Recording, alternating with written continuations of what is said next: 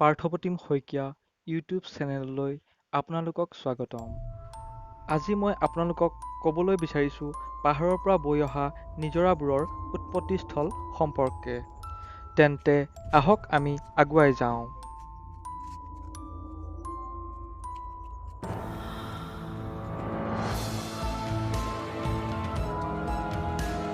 হয়, এইটো এটা পাহাৰৰ পৰা বৈ অহা নিজৰা, নাইবা ইয়াক জুৰি বুলিও কোৱা হয়।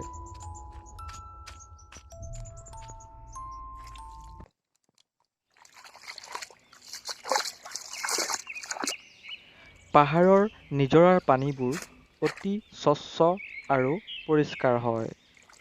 শিল বালিৰ ওপৰেৰে বৈ অহাৰ বাবে এই পানী পৰিষ্কাৰ হয়।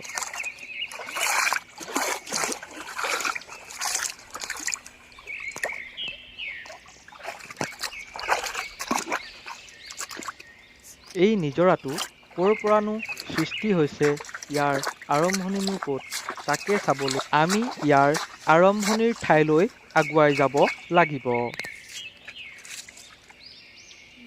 আপুনি বাৰু কেতিয়াবা ভাবি চাইছেনে যে এই জান-জুৰিৰ পানীসমূহ দিনে নিশাই বছৰ বছৰ ধৰি অতীত কালৰে পৰা কেনেকৈ আৰু ক'ৰ পৰানো বৈ আছে? যদিহে আপুনি নাজানে, তেন্তে জানিবলৈ হ'লে এই ভিডিঅ'টো শেষৰলৈকে চাওক। আৰু এনেধৰণৰ কথাবোৰ জানিবলৈ আপুনি আমাৰ চেনেলটো ছাবস্ক্ৰাইব কৰি লওক।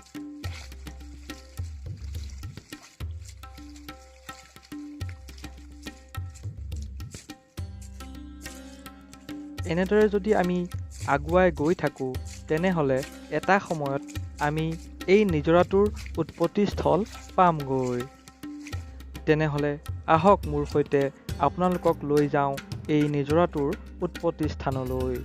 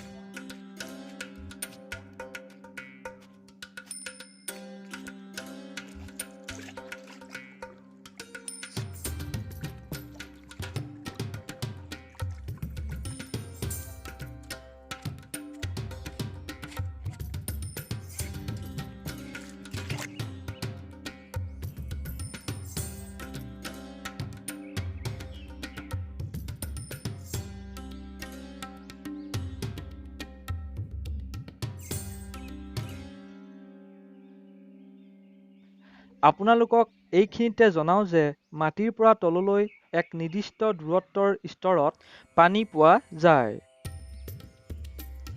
যিহেতু পৰ্বত পাহাৰসমূহ সমভূমি অঞ্চলতকৈ অধিক উচ্চতাত অৱস্থিত, সেইবাবে পানীৰ স্তৰটোও সমভূমি অঞ্চলতকৈ উচ্চ স্থানত অৱস্থিত।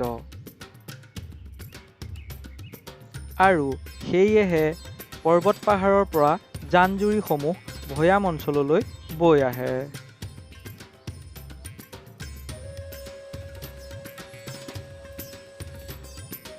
পৰ্বত পাহাৰৰ এই জান-জুৰিসমূহ এক নিৰ্দিষ্ট স্থানৰ পৰাই উৎপত্তি নহয়। অলপ অলপকৈ বিভিন্ন ঠাইৰ পৰা নিৰ্গত হোৱা পানী লগ লাগিহে এই জান-জুৰিসমূহৰ সৃষ্টি হয়। যেনেকৈ বিভিন্ন জান-জুৰিসমূহ লগ লাগি এখন নদী সৃষ্টি হয় আৰু বিভিন্ন নদীসমূহ লগ লাগি সাগৰৰ সৃষ্টি হয়।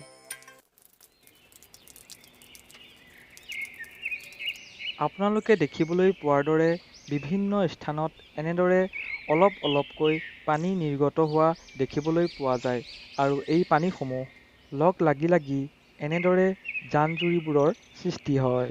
সেয়েহে এই জান বা জুৰিসমূহৰ ওপৰলৈ যিমানেই গৈ থকা যায়, পানীবোৰ সিমানেই কমি যোৱা দেখিবলৈ পোৱা যায়।